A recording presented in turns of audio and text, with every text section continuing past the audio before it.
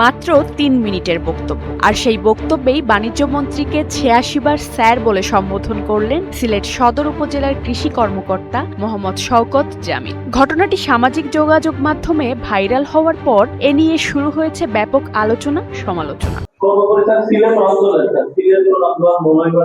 শুক্রবার বিকেলে সিলেট সদর উপজেলার অডিটোরিয়ামের এক অনুষ্ঠানে প্রধান অতিথি ছিলেন বাণিজ্য মন্ত্রী খন্দকার আব্দুল মুক্তাদির। ওই অনুষ্ঠানে স্বাগত বক্তব্য দিতে গিয়ে ৩ মিনিটের বক্তব্যের শুরু থেকে শেষ পর্যন্ত প্রায় প্রতিটি বাক্যেই মন্ত্রীকে স্যার বলে সম্বোধন করেন কৃষি কর্মকর্তা মোহাম্মদ শওকত জামিল।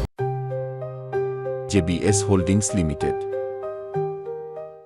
অনেকেই এটিকে অতিরিক্ত তোষামত বলে মন্তব্য করেছেন, আবার কেউ কেউ প্রশ্ন তুলেছেন সরকারি কর্মকর্তাদের বক্তব্যের ধরন নিয়েও। এ বিষয়ে আলোচিত এই কৃষি কর্মকর্তা বলেন, স্যার শব্দটি বারবার বলা উদ্দেশ্য প্রণোদিত নয়, বরং এটি তার দীর্ঘদিনের অভ্যাস ও শ্রদ্ধাবোধেরই বহিঃপ্রকাশ। জানান, অগ্রজদের সবসময় এভাবেই সম্বোধন করেন তিনি।